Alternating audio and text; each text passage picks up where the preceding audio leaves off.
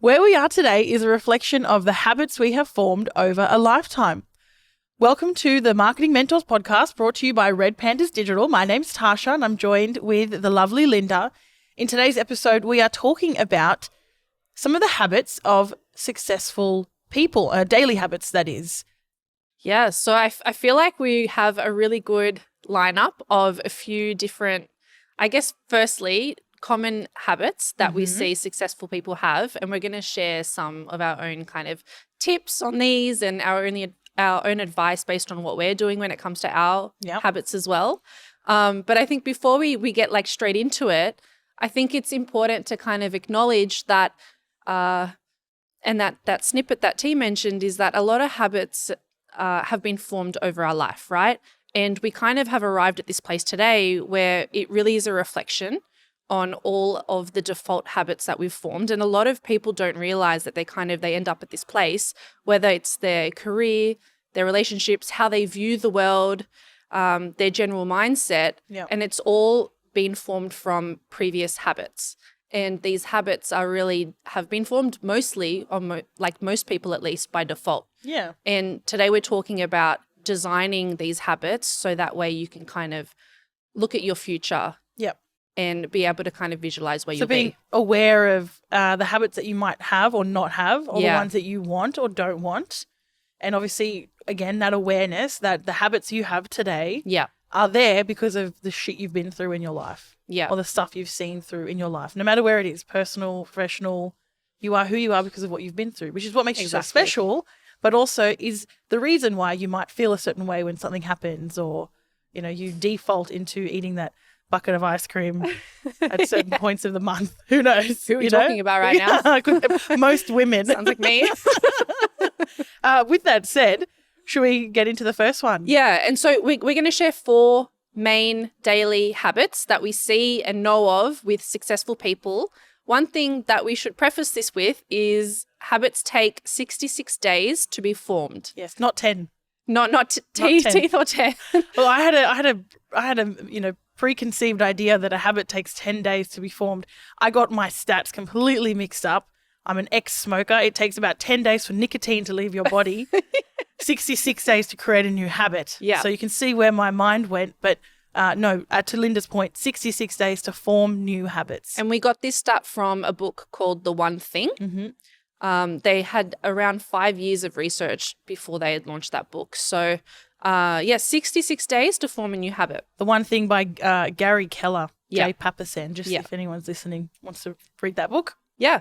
Okay, so the first one is setting your intentions. And we include meditation, journaling, and visualization in this one. Yeah, it's 3 really, really good topics that I think between the two of us, we managed to do all 3 of those. But individually, I know I don't do all 3, but I'll talk to visualization because that's something that I don't actively do in my daily life.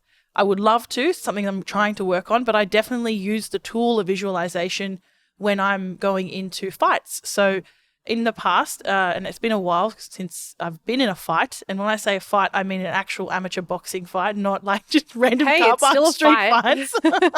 But going into fights, I will, especially in fight camp, and I do know that a lot of fighters will do this as well. I also did this, back when I did a lot of exams. I would clear my mind in a meditative space and really visualize what it is that I was going to do. So I would visualize myself walking to the ring. I would visualize myself being in the ring, getting in the ring, standing in the corner. I would feel the gloves in my hands. I would feel the canvas on the floor. You picture exactly what you're wearing down to every detail. I could see the lights. Like I'm visualizing it right. And that's how many times I did it. I can see it in my mind's eye now. And then I would visualize how the fight would go. Obviously, in my visualizations, I always won. And as it stands, if anyone's interested, I am still undefeated. I've only had 3 fights, but I'd like to do more. And the visualization is just that exercise that I would do. It would help to keep me calm. It also meant that when I got into the ring, I didn't feel like I'd never been here before. Yeah, I've been here before in my mind many, many, many times. So I was calmer.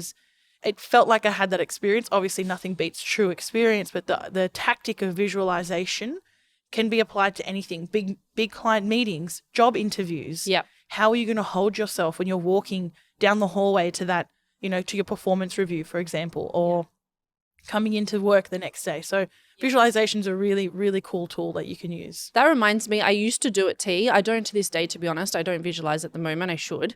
But it reminds me of when I used to play tennis. Yeah. And for me, I used it as a tactic to help with my anxiety, because my anxiety before stepping on to the court was so bad. I used to lose matches because I was so shaky and I couldn't rid the anxiety. Yeah. So I used visualization to try and help me overcome that element of competitive sports. Yeah, you've been there. Yeah. You know what this feels like. Yeah. All right. What's another one under setting your intentions? Yeah. So then there's meditation and there's journaling, and I do those every day. Yep. So less on the visualization side, but more on the meditation journeying. So for me, meditation, I do 10 minutes per day, no more. And I always find that it helps me personally at the beginning of the morning. It helps me be able to clear my mind for the day, start the day on a positive note, and just be really in touch with myself, because like I said, I do suffer with anxiety. The journaling, and so on that, sorry, I should say, I use Headspace. Okay. So I use an online app. I don't have to pay that much. It's got like a monthly subscription, but it just helps me kind of be able to follow along with, active meditation. Yep. Then there's journaling. So with journaling, you've got journaling when it comes to goal setting, and then journaling when it comes to gratitude. And for me, I spend a lot on the gratitude side. So gratitude is being like thankful for something. Yeah. So expressing your gratitude or thankfulness or That's something. right. Yeah. So it's more about my own like personal development, my own like kind of self-mastery within myself and achieving peace of mind. It's actually, I did a lot of, I'll be guilty, I don't do it a lot now, but when I find myself in hard or difficult headspaces, whether it be, and I hate throwing depression around just as a term, but when I feel like I'm heading towards a path of being in a depressive state, exercising gratitude is massive for me personally, because it kind of reminds me of all these amazing things that I have to be grateful for. And maybe I haven't been practicing it as much lately because I can see my blessings everywhere I go. And that I wouldn't be like that though if I hadn't practiced gratitude so much as a habit for so long. It's almost ingrained in me now. When I walk around, I can see I'm grateful for everything. Yeah. Because I'm here. Yeah. But I hear you. So people can, you can get just a general book with nothing on there, write them down, or you can buy those books, and I have one of these that kind of give you prompts. But a good method is from the gratitude point of view, writing down 3 things that you're grateful for. Yep. Something that I also do as well is 3 things that I plan on moving on with. So I want to let go. Yep. And then 3 things that I'm focusing on for that day. And a big one on that around mindset, and this is definitely, we obviously know that mindset is so important when it comes to being successful. But one of the things that I write down every day without fail is I will actively change negative thoughts to positive thoughts. Yeah, I love that. I read a stat many years ago, and I've dug it up out of the archives because it's so relevant, right? Yep. But it's that you have 50,000 thoughts a day, and 10 of those thoughts are conscious. So 90 of our 50,000, sorry. You did that before. Let me say that again. 50,000 thoughts a day, and and 10% of those are conscious. So 90% of our thoughts are unconscious. Now, the reason being in regards to why a lot of our thoughts are negative from that percentage is back to how humans originated, right? In the caves, and we were surrounded by 15 people or so. Yeah. And we were worried about being attacked by animals, and it was all about safety. And our thoughts were I need to make sure I eat, and I need to make sure I'm safe, right? Exactly. And they were all kind of safety, fear related kind of thoughts. So only 30% of our thoughts that we have every single day are either neutral or positive, and 70% of our thoughts that we have are geared towards being negative. Yeah, fear or angst. Or, I'm tired, I'm hungry. Am I going to make it home in time? The traffic's going to be so shit. Yeah, it takes a lot of work to change that 30% of either neutral or positive thoughts to 40%, 50%. Yeah, and it doesn't happen overnight. No. 66 days is a minimum, to change those positive thoughts. But yeah, I love that. I love that one. Yeah. That's awesome. Yeah. I did actually have one thing on the journaling as well, and that is Moby does this thing that he learnt from a book called Be Obsessed or Be Average by Grant Cardone, I believe it is. I hope I haven't butchered that. Yeah. And each day he writes down his 3 like overarching goals, whether and they're super ambitious, really big goals. But every day he, like in a journal, writes them down. The same 3 goals every day. So it's kind of drilling that in. It's like a vision board. It's like a vision board but written essentially. And then after that he does his like task list or priorities for the day, where he'll say, come hell or high water, I have to get these 3 to 5 things done. And they come with this comes with a big kind of asterisk, guys. Be realistic with yourself. Don't give yourself a task list of 10 priorities for the day, and they each require like 4 to 5 hours worth of work. Yeah. There is not that much time in a day. These are not 10 priorities. And priorities really you shouldn't have more than 3 to 5 priorities a day. In my own opinion, from working in project management, client services for, almost 10 years, you shouldn't give yourself more than 5 priorities for a day. Like 5 is the absolute max. So I really like that one. I'm just going to make sure it's definitely Be Obsessed or Be Average. Yeah, it's definitely Be Obsessed or Be Average by Grant Cardone. Yeah. And I have that on my list of things I need to read. That list is like expanding constantly. Yeah. But I love it. Yeah. All right. Okay. Should we move on to the next one? Yeah, let's get to the next one. Okay. Maximizing the brain power that we have. All right, Tony Robbins. Yeah, I've stolen that straight out of Tony Robbins. I haven't decided to change the wording at all. It's totally fine. It's definitely got I love Tony Robbins. Yeah, it's got that vibe to it. All right. Dumb it down for me, though, Linda. What does maximize your brain power mean? Basically, it's about the concept that us as humans, we have limited cognitive resources, and successful people know how to use their brain power to the best of our ability. Okay. What does that look like? So some tips, okay? One tip, for example, is getting the hardest tasks done first thing in the day. Okay. Yep. So when we're talking about our jobs and our career, so looking at, the priority list that Tasha just spoke about, that, that list of 5 max, let's say, whichever one looks the scariest, the hardest. One that you don't want to do. Attack that one first. Because you have the most amount of cognitive resource in the morning. Yep. So come in, do that hardest task first, and then work your way down your priority list. Yeah. And the same with scheduling important meetings. Yeah. So if you know you have to be on for a certain meeting, do not book it at 4:00 in the afternoon. Yep. Make sure that it's in the AM. I personally try not to book too many meetings like post 2 and 3 p.m. because of how, I know my cognitive load by the end of the afternoon is hard. And I was literally just before this podcast saying that my energy's dropping. It's the end of the day. It's a Friday. Yeah. It takes a toll on you. So it's being aware of those. Coffee. Yeah, the coffee and the shots that I had of coffee before this session as well. But it's just being aware of that, and then making changes that you need to. Yeah. What else is on maximizing your brain power? I really like this one. Mm-hmm. Eliminating unimportant decisions. So, choosing what you're going to have for lunch the night prior. Or I love this one. So Obama, he picks out his outfit the night before.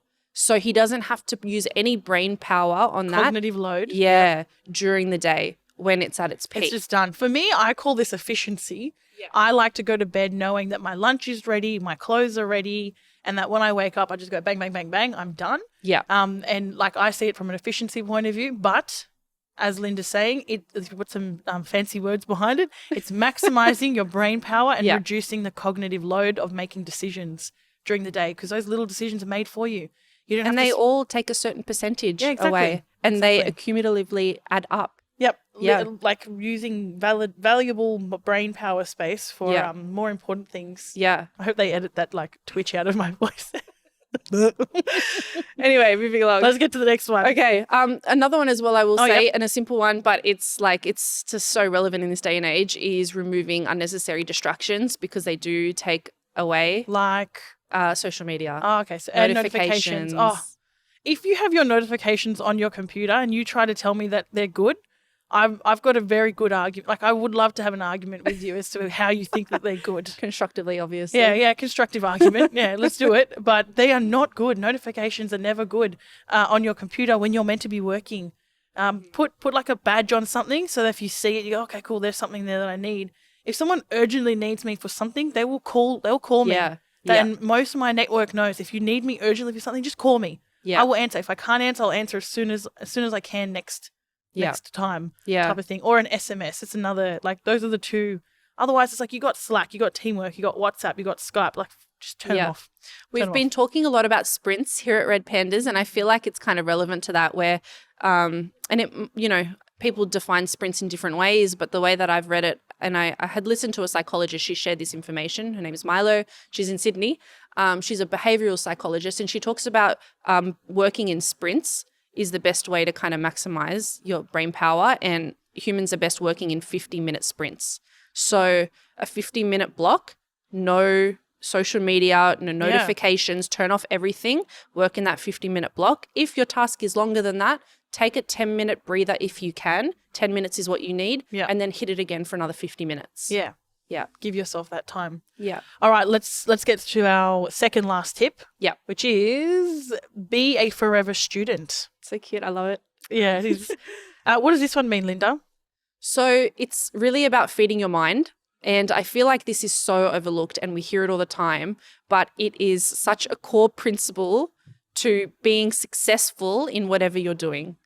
And we've been doing a lot of work on this at the moment. We've introduced a book club here at Red Pandas, but it's making sure that you are listening to a business podcast. You're upskilling yourself in your career online, maybe through an online course. It's reading a book. It's that idea of always learning. Yeah. You are a forever student. You will never know everything. And I even wrote down, if you ever think you've learned everything, you're an idiot. And I have no issues with saying that to someone. If someone were to come up to me and say, oh, I know everything, I would genuinely say, no, mate. And I will say as well, with that, we're not just talking in a professional development capacity. We're also talking about personal. So it can be both. Every aspect of your life. Yeah. All right, Linda, round us off with our final tip for successful people that they do every day, habits. Working out. Oh, yes, of course. Of course. Exercise, stay fit. Why? What's obviously... I heard this once and I love it. And it's, this guy said, if you can't help yourself, how can you help other people? This. All right, Tony Robbins again. No, it wasn't Tony Robbins. It was somebody Tony Robbins vibe to it. Hey, look, but I hear you. I totally hear you. I really like it. Yeah. If you can't help yourself, then how can you be helping anyone else in your life, at work, at home? Personally, I'm an early bird, so I'm up at 4:30 every morning, and I do a 45-minute. That's a flex. Yeah, that is definitely a flex. I do a 45-minute workout before I get home when the baby's still asleep, and then she wakes up as I'm getting home. So it's my special time to do my exercise. If I'm lucky enough to squeeze in another one in the afternoon, I will. But it's a more of a play for me in the afternoons. It's not the dedicated workout time. So that's me personally. I know that the doctors say 30 minutes 3 times a week. I actually totally disagree with that. I think you should try and do something every day. Oh, I agree. I think every day every as well. day. 30, even if it's 30 minutes every day of something that's going to get your heart pumping. Yeah. Because it's just good for your body. We're talking, there's like the body aspect, right? Which is what the doctors come up. But I guess in our context where we're talking about successful people, we know that exercising, releases endorphins. It helps you with your mental clarity. So why would you not do it every day if you know that you're going to be more switched on throughout the day, working towards that big, hairy, audacious goal that you're working towards? Oh, yeah, the big, hairy, audacious goal. Exactly, yeah. So I put exercise up there with one of those habits. I wake up at 5:20, but it just sounds like I'm so lazy compared to you, to be honest. No, well, if you had gone first, that would have sounded fine. It's because I went first. Everyone's like, well, Lynn doesn't get up as early as Tasha does. I don't think it makes a difference. I'm in bed by like 8:30, 9 o'clock. Yeah, me too, 9:30. I'm absolutely wrecked. Yeah. With that said, look, those were the 4 tips. So it was exercise, be a forever student, maximize your brain power, and setting your intentions. But I did want to just throw in a couple of fun ones in there as well, which we ummed and ahed about talking. No, Linda was a hard no, but I'm like, no, I'm going to say them. Here we go. I think you should shower every day. Oh, my God. It's definitely something everyone should do every day. Whether it's if you're successful, you shower. You should have good hygiene. God, what are we saying? Right? You should have good hygiene. Wash your face. Wash your teeth. Drink water. Drinking water is, I think, staying hydrated is really staying important. hydrated is super important. Yeah. This is an interesting one. Hug or kiss a loved one. whether it's your kid, your partner, your parent, your neighbor, release some oxytocin and hug or kiss a loved one. Show some love. Yeah. And then the last one positive thoughts, exactly. positive mindset. The last one's definitely like on the oxytocin thing. Now, I have 2 dogs and I absolutely love patting my dogs every day. So I think everyone should pat a dog every day. Or if you don't like dogs, a cat or whatever, just some type of animal that makes your heart throb a little bit. So definitely that was me coming at it from a heart angle. I love it. With that said, with some of the other stuff that we had said outside of outside of my little examples, rant, I wonder if this is going to get cut. I'm not sure. We'll just leave it up to you. Kind of hope not, to be honest. Yeah, it's good fun. With that said, guys, the idea of this podcast is to answer questions of our listeners in the digital space. It doesn't have to be just marketing. As you can tell, today was really like personal, emotional, psychological. So hit us up on LinkedIn or redpandas.com.au / it's not .com.au. No, it is .com. What's our website? Oh my gosh. redpandas.com.au. I just read pandas. Okay. God. Yeah, hit us up. Ready? Hit us up at redpandas.com.au. We'd love to hear your feedback.